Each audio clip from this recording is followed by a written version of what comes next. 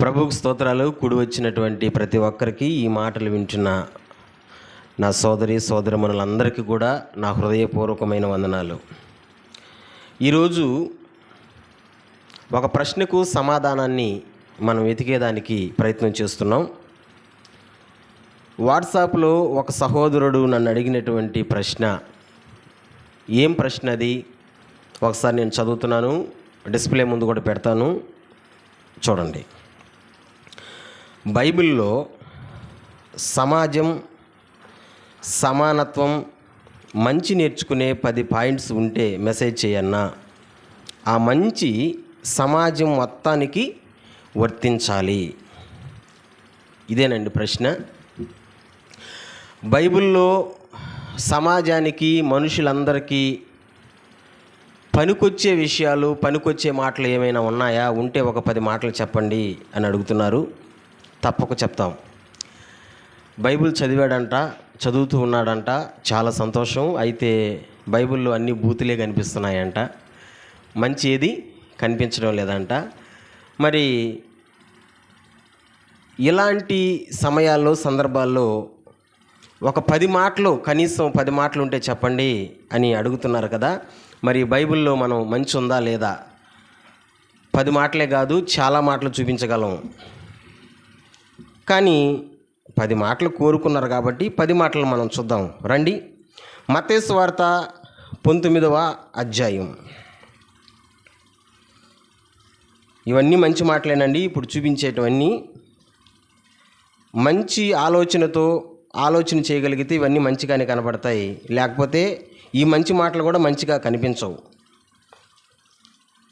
19వ అధ్యాయం, మత్తయి సువార్త 19వ అధ్యాయం 16 నుంచి 19 వచనాలు మనం చదువుదాం.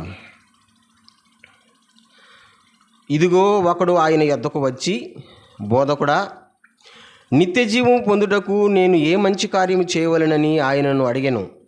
అందుకైన, మంచి కార్యమును గురించి నన్ను ఎందుకు అడుగుచున్నావు?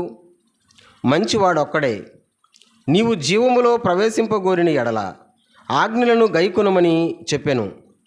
అతడు ఏ ఆజ్ఞలని ఆయనను అడుగగా, యేసు, నరహత్య చేయవద్దు, వ్యభిచరించవద్దు, దొంగిలించవద్దు, అబద్ధ సాక్ష్యము పలకవద్దు, తల్లిదండ్రులను సన్మానింపము, నిన్ను వలె నీ పొరుగు వానిని ప్రేమింపవలెననివే అని చెప్పాను. చూశారు కదా, యేసు ప్రభు దగ్గరికి ఒకడు వచ్చి, అయ్యా, నిత్య జీవం పొందుకునేదానికి నేను ఏ మంచి పని చేయాలా, నేను ఏ మంచి కార్యాలు చేయాలా అని అడిగాడు. అడిగినప్పుడు యేసు ప్రభు అడిగినటువంటి ఆ వ్యక్తికి మంచి కార్యాల గురించి చెప్తున్నాడు, మంచి పనుల గురించి చెప్తున్నాడు. ఇక్కడ మనం చదివినటువంటి ఈ మత్తయి సువార్త 19వ అధ్యాయం 16 నుంచి 19 వరకు ఉన్నటువంటి ఈ వచనాల్లో 6 మంచి కార్యాలు ఈ 2 వచనాల్లోనే చెప్పడం జరిగింది. 6 మంచి కార్యాలు. ఇవన్నీ మంచివే, బైబిల్ చెప్తున్న మంచే. ఏంటా మంచి, ఏంటా కార్యాలు? 18వ వచనం ప్రారంభిస్తున్నాను, మీరు చూడండి. యేసు, నరహత్య చేయవద్దు. యేసు ప్రభు ఒక మంచి కార్యాన్ని అక్కడ చెప్తున్నాడు. నరహత్య చేయవద్దు. నరహత్య అనగా ఒక మనిషి ఇంకొక మనిషిని చంపకూడదు. ఈ రోజున చాలామందిని మనం చూస్తున్నాం, పగతోనో, కక్షతోనో, ధనము కోసమో, రకరకాల సందర్భాల్లో ఒక మనిషి మరొక మనిషిని హత్య చేస్తున్నారు, చంపేస్తున్నారు, బెదిరిస్తున్నారు, చంపేస్తున్నారు. ఇది చాలా తప్పు. నరహత్య చేయకూడదు అని యేసు ప్రభు చాలా స్పష్టంగా చెప్పాడు. నేను అంటున్నాను, ఇది మంచి పనే కదా. మంచిదే అంటారా, కాదంటారా? మంచిదే కదా.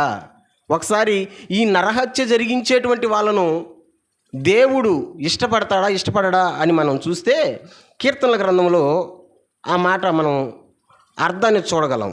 చూడండి, కీర్తనల గ్రంథం 5వ కీర్తన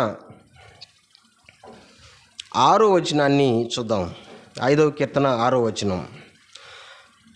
అబద్ధమాడు వారిని నీవు నశింపచేయుదువు, కపటము చూపు నరహత్య జరిగించేవారు యెహోవాకు అసహ్యులు, దేవునికి అసహ్యమైన వాళ్ళంట. ఎవరు? నరహత్య జరిగించేటువంటి వాళ్ళు. అందుకనే యేసు ప్రభు తెగేసినట్టు చెప్తున్నాడు, మంచి పనుల్లో మొట్టమొదటి స్థానంలో నరహత్య చేయకూడదు. రెండవ మంచి, యేసు ప్రభు చెప్పినటువంటి రెండవ మంచి పని, అదే 18వ వచనాన్ని పొడిగిద్దాం.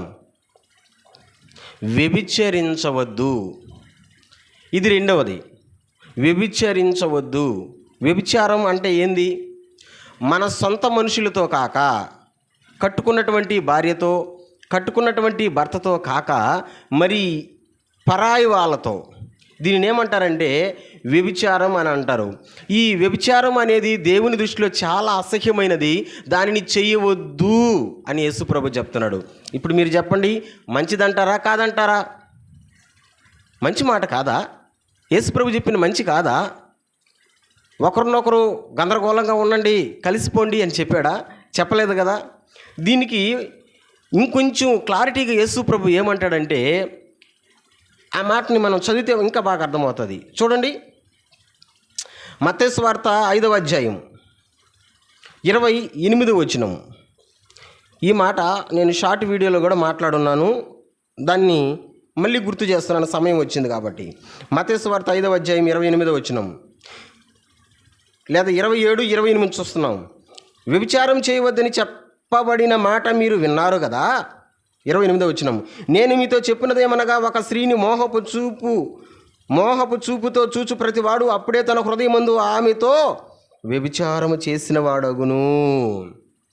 యేసయ్య ఏమన్నాడంటే, వ్యభిచారము అనేది స్త్రీ పురుషుని కలయిక అని అందరికీ తెలుసు కదా. కానీ యేసు ప్రభు స్పెషల్గా ఏం చెప్తున్నాడంటే, మోహపు చూపుతో చూసిన ఆ వ్యక్తితో అంట వ్యభిచారం చేసినట్టే, ఇది మంచిది కాదు. అందుకని యేసు ప్రభు అంటున్నాడు, దీన్ని చేయవద్దు. మరి యేసు ప్రభు చెప్పిన మంచిదే కదా, మంచి పనే కదా. ఇంకొక విషయాన్ని చూద్దాం, 18వ వచనంలోనే మళ్ళీ చూద్దాం. చెప్పండి నాన్న. మూడోది ఏంది? దొంగిలించవద్దు. యేసయ్య చెప్పిన అద్భుతమైన అమూల్యమైన మాట ఏంటంట? దొంగిలించవద్దు. కొంతమందికి ఈ అలవాటు ఉంటుంది. ఏంది అలవాటు అంటే దొంగతనం చేసే అలవాటు. ఎందుకు దొంగతనం చేస్తారు? ఎందుకు అంటే తనకు లేదని ఎదుటి వాళ్ళకి లేదా పక్కన వాళ్ళకి ఉందని, ఆ ఉన్నదాన్ని ఏం చేస్తారు? దొంగతనం చేస్తారు. బ్రతికేదానికంట కోటి విద్యలు ఉన్నాయంట. ఆ కోటి విద్యల్లో ఈ విద్య కూడా ఒకటేనంట. ఏ విద్య? దొంగతనం చేయడం కూడా విద్యనంట. కానీ యేసు ప్రభు తెగేసినట్టు చెప్పాడు, ఏమని? దొంగిలించవద్దు. ఎటువంటి పరిస్థితుల్లో కూడా మనిషి ఈ పని చేయకూడదు. చెప్పండి నాన్న, ఏం పనిది? దొంగతనం. ఎందుకు చేయకూడదు? అంటే దొంగతనం చేసినోడేమో సంతోషంగా ఉంటాడు. నేను దొంగిలించుకొని వచ్చేసాను, వస్తువు కావచ్చు, లేదా డబ్బు కావచ్చు, లేదా వాహనం కావచ్చు, దొంగతనం చేసుకొని వచ్చేసానని ఈడేమో సంతోషంగా ఉంటాడు. కానీ పోగొట్టుకున్నవాడు పరిస్థితి చాలా బాధతో ఉంటాడు, చాలా దిగులుతో ఉంటాడు, ఏడుస్తారు. ఆ ఏడుపు తప్పకుండా తగలుతుంది, అంతే కదా. ఎందుకంటే తాను పోగొట్టుకున్నాడు కదా. అందుకని యేసు ప్రభు అంటున్నటువంటి మంచి మాట ఏంటో తెలుసా? దొంగిలించవద్దు, దొంగతనం చేయబాకండి ఎటువంటి పరిస్థితుల్లో కూడా. బైబిల్ దానికి ఇంకా క్లారిటీగా ఒక మాట చెప్తుంది. ఒకసారి చూద్దాం, సామెతల గ్రంథం 11వ అధ్యాయం. యేసు ప్రభు చెప్పిన మంచి మాట్లాడి ఇవన్నీ బైబిల్లో మంచి ఉందా లేదా అని మీరు అడుగుతున్నారు కదా, దానికి నేను చూపిస్తూ వస్తున్నా. సామెతల గ్రంథం 11వ అధ్యాయం 1వ వచనం, దొంగ త్రాసు యెహోవాకు హేయము, సరి అయిన గుండు ఆయనకు ఇష్టము. అంటే వ్యాపారం సంబంధించినటువంటి మాట ఇక్కడ చెప్తున్నాడు. దొంగ త్రాసు అంటే తక్కెడలో తూకం తప్పుగా ఉంటే దొంగ త్రాసు యెహోవాకు హేయము అంటే అది అసహ్యమైనది. సరి అయిన గుండు ఆయనకి ఇష్టము అంటే మనము చేసే వ్యాపారములో కూడా దొంగ త్రాసు అంటే దొంగతనం లాంటిది మనం చేయకూడదు, మోసం లాంటిది మనం చేయకూడదు. యేసు ప్రభు చెప్పిన అద్భుతమైనటువంటి మంచి మాట, దొంగిలించవద్దు. రైట్. ఇంకొక మాటను చూద్దాం. అదే 18వ వచనంలో తీసిన వాళ్ళు చదువుతారు నాన్న. ఇది ఎన్నోది? ఇది 4వది.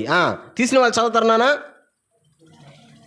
అయ్యా, అబద్ధ సాక్ష్యము పలకవద్దు. కొన్నిసార్లు మనం సాక్ష్యం చెప్పాల్సి వస్తుంది. ఆ సాక్ష్యం యథార్థమైన సాక్ష్యం చెప్పాలా, నిజమైన సాక్ష్యం చెప్పాలా. కానీ ఏం సాక్ష్యం చెప్పకూడదు?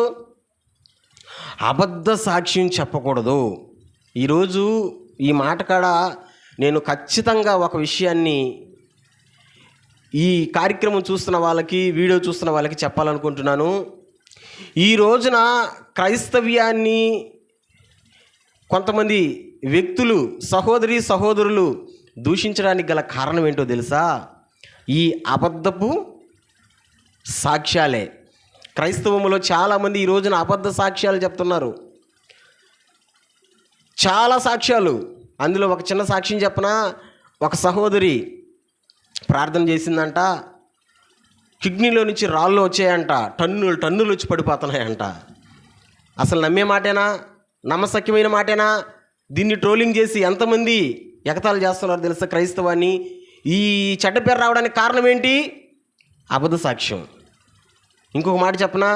ఇంకొక సహోదరి అంటది, ఏటీఎంలో డబ్బులు లేవంట, కానీ ప్రార్థన చేయంగానే ఎక్కడి నుంచో వచ్చి డబ్బులు పడిపోయినాయంట, లక్షలు. ఎంత అబద్ధ సాక్ష్యం! వీళ్ళ వల్లే కదా క్రైస్తవానికి చెడ్డ పేరు వస్తున్నది. వీళ్ళ వల్లే కదా దేవుని బిడ్డల్ని, క్రైస్తవాన్ని దూషిస్తున్నది. ఇంకొక మాట చెప్పనా? ఇది ఇంకా బాగా ట్రోలింగ్ అయిన మాట ఏంటంటే, గ్యాస్ అయిపోయిందంట. ఇప్పుడు గ్యాస్ ఎవరు తీసుకొచ్చి ఇచ్చారంట? యేసయ్య తీసుకొచ్చి ఇచ్చాడంట. ఏమనాలి వాళ్ళని? ఇలాంటి వాళ్ళ వల్ల, ఇలాంటి అబద్ధ సాక్ష్యాల వల్ల నేడు క్రైస్తవ్యం దూషించబడుతుంది. యథార్థంగా సేవ చేసే వాళ్ళు కొంతమంది ఉన్నారు, నీతిగా నిజాయితీగా దేవుని మాటలు చెప్పి సేవ చేసే వాళ్ళు కొంతమంది ఉన్నారు. వీళ్ళ వల్ల చెడ్డ పేరు వస్తుంది. అందుకని యేసుక్రీస్తు ప్రభు చాలా స్పష్టంగా చెప్పాడు ఒక మాట.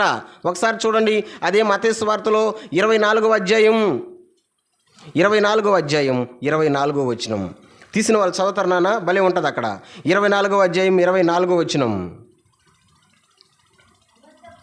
అబద్ధపు క్రీస్తులను, అబద్ధపు ప్రవక్తలను వచ్చి సాధ్యమైతే ఏర్పరచబడిన వారిని సహితము మోసపరుచుటకై గొప్ప సూచక్రియలను, కార్యములను కనుపరిచెదరు. అంటే వీళ్ళు వస్తారని యేసయ్య చెప్పాడు. అబద్ధ సాక్ష్యాలు చెప్తారు. అబద్ధపు క్రీస్తులు వాళ్ళు, అబద్ధపు ప్రవక్తల వాళ్ళు వచ్చి అబద్ధ సాక్ష్యాలు చెప్పి జనాల్ని మోసం చేస్తారు. అరే, తెలియనోడు మోసపోతాడు. కిడ్నీలో టన్నులు రాళ్ళు ఆడ నుంచి వస్తాయి. లాజిక్ ఉండబల్లే. యేసు ప్రభు గ్యాస్ ఎట్ట తీసుకొచ్చి నీ ఇంట్లో పెడతాడు?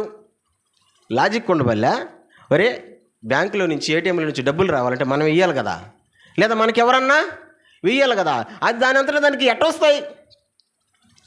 అబద్ధపు క్రీస్తులు మీరు వస్తారని యేసు ప్రభు అప్పుడే చెప్పాడు. అందుకని ఖచ్చితంగా యేసయ్య చెప్పిన మంచి మాట ఏంటంటే, అబద్ధ సాక్ష్యం పలకవద్దు. 5వది చూద్దాం. యేసు ప్రభు చెప్పిన మంచి మాట 5వది. చూస్తారు నాన్న, చదువుతారా? ఏంటది? కొంచెం గట్టిగా చెప్పండి. ఏంటది?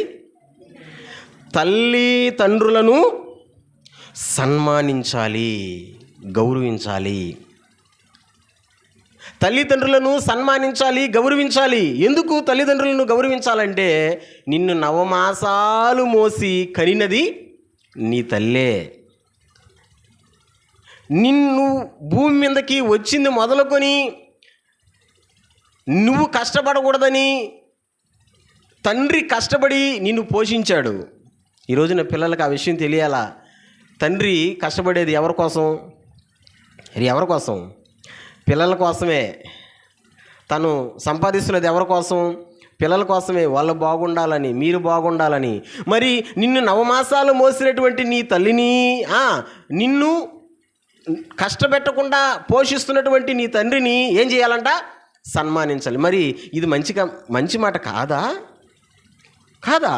ఈ మాట యేసయ్య చెప్పలేదా? ఈరోజున చాలామందిని చూస్తున్నాం, తల్లిదండ్రులను తిట్టేవాళ్ళు, ముసలోడా, ముసల్దానా అని తిట్టేవాళ్ళు లేకపోలా, నీకేం తెలీదో నోరు మూసుకొని ఉండు అనేవాళ్ళు లేకపోలా, ఎప్పుడు చాదస్తం మాటలు చెప్తాడు మా బాబు అనేవాళ్ళు లేకపోలా. కానీ యేసయ్య చెప్పిన అమూల్యమైన అద్భుతమైన మాట ఏంటో తెలుసా? నీ తల్లిని, నీ తండ్రిని సన్మానించు, గౌరవించు. ఇంకొక అద్భుతమైన మాట ఏంటంటే, ఈ మాట మీరు చూస్తే ఇంకా భలే ఉంటుంది. నిర్గమాకాండం 20వ అధ్యాయం 12వ వచనం. నానా తీసిన వాళ్ళు చదువుతారా? నిర్గమాకాండం 20వ అధ్యాయం 12వ వచనం. నీ దేవుడైన యెహోవా నీకు అనుగ్రహించు దేశములో నీవు దీర్ఘాయుష్మంతుడు అవునట్లు నీ తండ్రిని, నీ తల్లిని సన్మానించుము. ఎంత అద్భుతమైన మాట! నువ్వు దీర్ఘాయుష్మంతుడు అవునట్లు అంటే, నువ్వు ఎక్కువ కాలం బ్రతకాలంటే, దేవుడు నీకు నియమించినటువంటి సంవత్సరాలన్నీ నువ్వు భూమి మీద బ్రతకాలంటే ఏం చేయాలంట?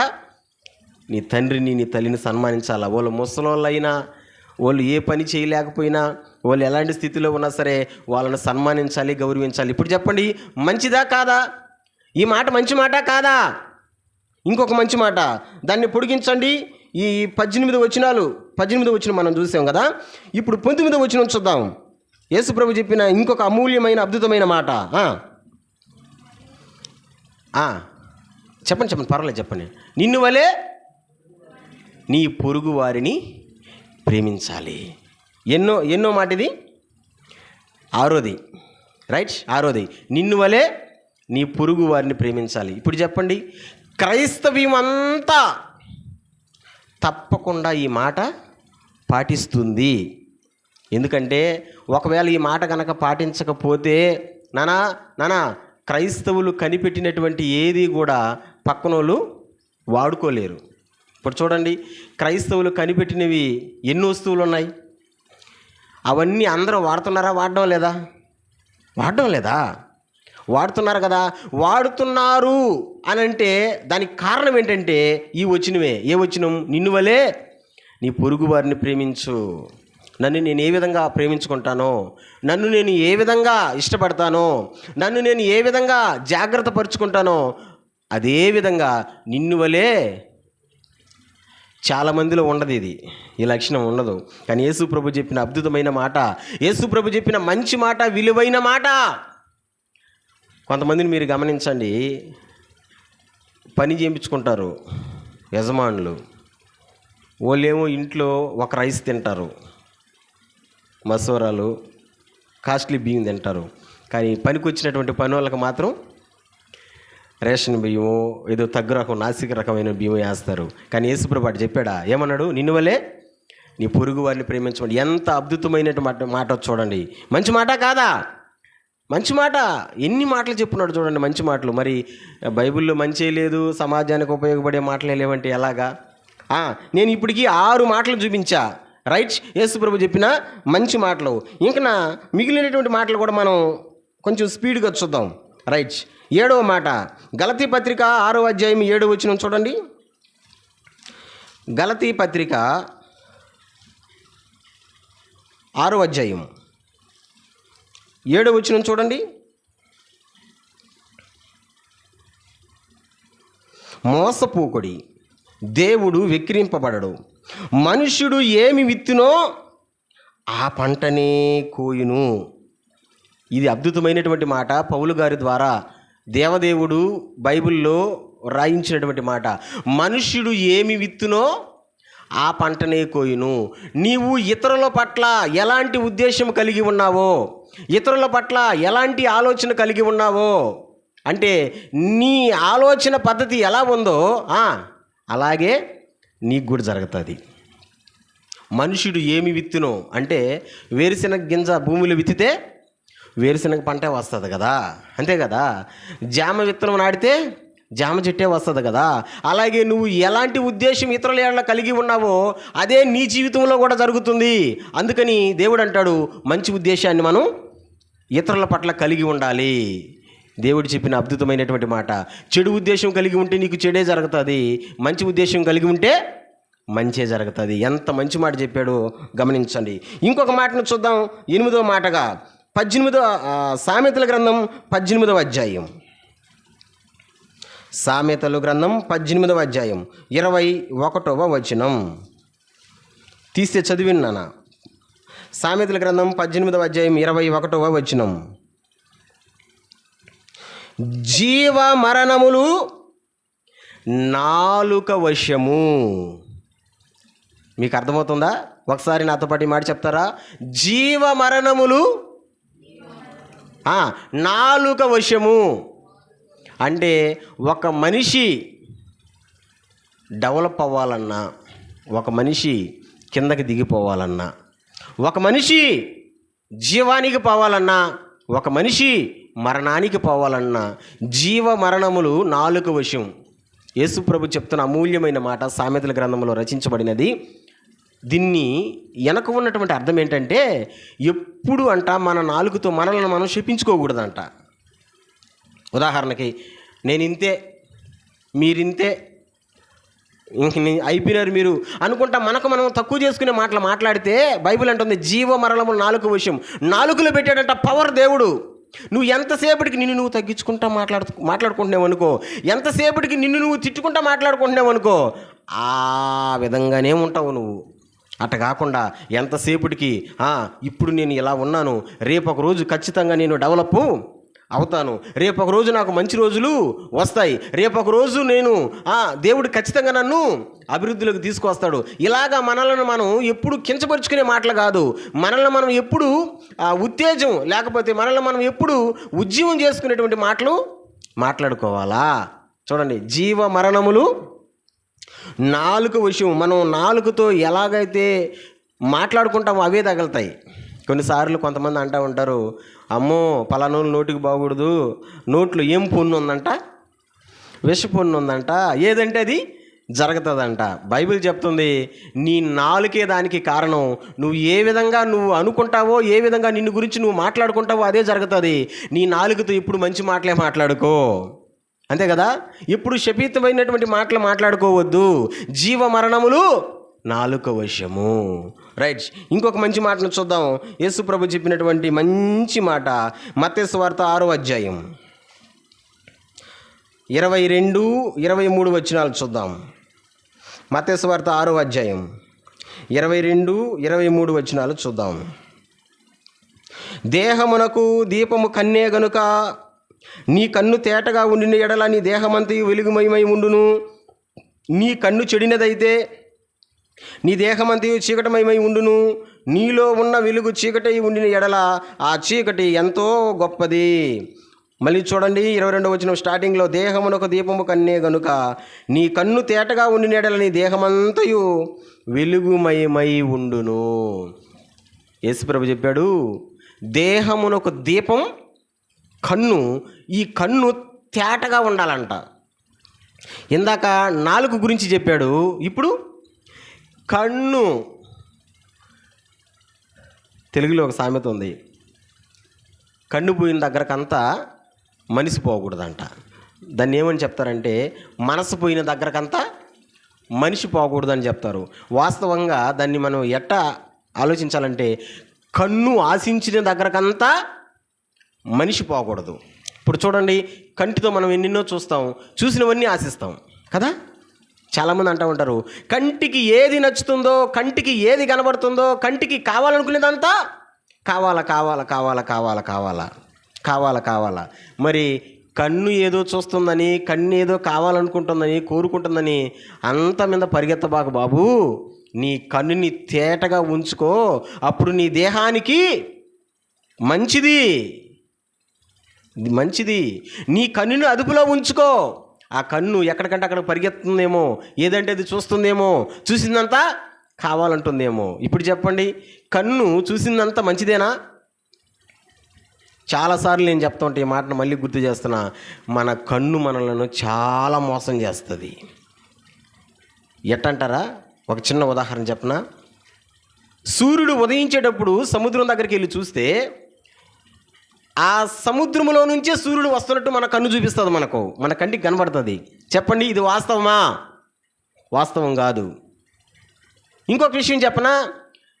కొండని దూరంగా నుంచి చూసినప్పుడు మన కంటికి నున్నంగా కనబడుతుంది. అది దగ్గరికి వెళ్ళి చూస్తే చెట్లు ఉంటాయి, గతుకులు ఉంటాయి, ముళ్ళు ఉంటాయి.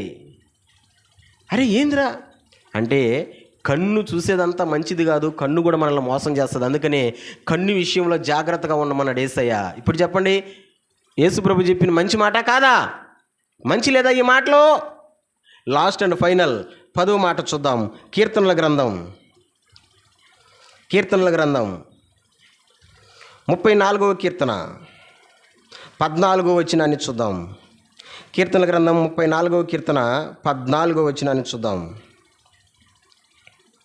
కీడు చేయుట మాని మేలు చేయము, సమాధానము వెదికి దాన్ని వెంటాడుము. ఈ మాట చివరి మాట కదా, అందరూ నాతో పాటు చెప్పండి. కీడు చేయుట మాని మేలు చేయము. ఏం చేయాలంట? అందరికీ, ప్రతి మనిషికి దేవుడు చెప్తున్నాడు, ఎవరికైనా సరే మనం ఏం చేయాలంట? మేలు చేయాల. ఎవరికి కీడు చేయకూడదు, కీడు చేసేదానికి తల పెట్టకూడదు. అందరికీ మేలే చేయాలంట. అంటే అందరికీ మంచిదే చేయాల. ఇప్పుడు మీకు అర్థమయ్యేదానికి ఒక చిన్న మాట చెప్తా. సూర్యుడు ఉన్నాడు, మంచోళ్ళ మీదే ఉదయిస్తాడు ఆయన, చెడ్డోళ్ళ మీద ఉదయించడా? ఉదయిస్తాడు. అంటే అందరికీ ఏం చేస్తున్నాడు? మంచి చేస్తున్నాడు. చంద్రుడు ఉన్నాడు, ఈయన ఏం చేస్తాడు? నేను మంచోళ్ళకే చల్లంగా ఉంటాను, చెడ్డోళ్ళకి కాదంటారా అనడు. మంచోళ్ళ మీద చెడ్డోళ్ళ మీద కూడా ఆయన చల్లదనాన్ని చూపిస్తాడు. అందుకని బైబిల్ అంటుంది, మనమంట ఏం చేయాలంట? కీడు చేయటం అని మేలు చేయాలి. ప్రతి ఒక్కరికి మేలు చేయాలి. ఈ మాట మీకు క్లారిటీగా అర్థం అవ్వాలంటే 3వ యోహాను పత్రిక 1వ అధ్యాయం, ఇది చివరి రెఫరెన్స్ అండి. 3వ యోహాను పత్రిక 1వ అధ్యాయం 11వ వచనాన్ని చూద్దాం. ఈ మాట బాగా క్లారిటీగా అర్థమవుతుంది. ప్రియుడా, చెడు కార్యములను కాక మంచి కార్యములను అనుసరించి నడుచుకొనుము. మేలు చేయువాడు దేవుని సంబంధి. మేలు చేసేవాడంట దేవుని సంబంధి, అసలు సిసలైనటువంటి దేవుని బిడ్డ, దేవుని సంబంధి. ఎవరో? మేలు చేసేవాడు. ఇప్పుడు చెప్పండి, ఎన్ని మంచి పనులు చూపించాను బైబిల్లో నుంచి? 1, 2, 3, 4 ఎన్ని? 10 మంచి పనులు కదా కదా. నేను అంటాను 10 అని అనుకోబాకండి. బైబిల్లో ఉండేటివన్నీ ఎన్నో మంచి పనులు ఉన్నాయి. మరి బూతులు ఎందుకు కనబడుతున్నాయి? ఉన్నాయి, అక్కడక్కడ రాస్తున్నారు. మనుషులు చేసిన పాపాలను, మనుషులు చేసిన తప్పుల్ని రాశారు. మరి ఆ చిన్న తప్పును పెట్టుకొని అలాగ మీరు ఉండవద్దు, అలా మీరు చేయొద్దు అని రాసిన ఆ సందర్భాన్ని పట్టుకొని అన్ని బూతులే కనబడుతున్నాయంటే ఎలాగా? మంచే లేదంటే ఎలాగా? మంచి లేకపోతే దీన్ని అసలు మనం ఎందుకు పట్టుకుంటాం? మంచి లేకపోతే దీనికి అంత విలువ ఎందుకు ఉంటుంది? ప్రపంచములోనే అమ్ముడవుతున్నటువంటి నెంబర్ 1 పుస్తకాలలో మొదటి స్థానం దేనిది? బైబిల్ది. ఎందుకు ఇంతలా అమ్ముడుపోతుంది? ఎందుకు ఇంతలా లైక్ చేస్తున్నారు? ప్రపంచ దేశాలు అన్నీ కూడా యేసుక్రీస్తు ప్రభువుని, బైబిల్ గ్రంథాన్ని విశ్వసిస్తూ ఉన్నాయి. ఎందుకు అని అంటే దీనిలో మంచి లేకపోతేనా? మంచి ఉంది కాబట్టి. అందుకని మంచి పనులను, మంచి కార్యాలను దేవుడు కొరకు మనం ఎన్నెన్నో రాసిపెట్టాడు. ఈ మంచిని గ్రహిద్దాం, దేవదేవుని దీవెనలు పొందుకుందాం. అటువంటి మహా గొప్ప కృప వినిన చూసిన అందరికీ దేవుడు దయచేయునుగాక. ప్రార్థన చేద్దాం. మహాపరిశుద్ధుడా, ప్రేమ కలిగిన తండ్రి, నాయనా నీకు వందనాలు, స్తోత్రాలు చెల్లిస్తున్నాను.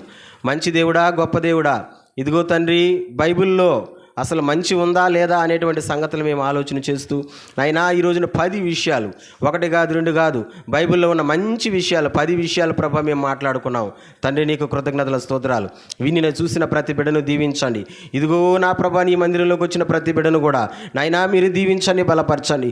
ఈ మాటలు చేత మమ్మల్ని మేము బలపరుచుకుని ప్రభా ముందుకు కొనసాగినట్లుగా నీ కృపను కనికరాన్ని చూపెట్టమని, మంచి దేవుడా గొప్ప దేవుడా ఇచ్చిన మంచి అవకాశాన్ని బట్టి కృతజ్ఞతలు చెల్లిస్తూ నాయనా ఈ మాటలు అయా ఈ ప్రసంగం అనేక మందికి నా ప్రభా ఆశీర్వాదకరంగా దీవెనకరంగా ఉన్నట్లుగా కృప చూపమని మా ప్రభు అయిన యేసుక్రీస్తు నామములో ఈ మనవలన్నీ సన్నిధిలో పెట్టి అడిగి పొందుకొని ఉన్నాము తండ్రి. ఆమేన్.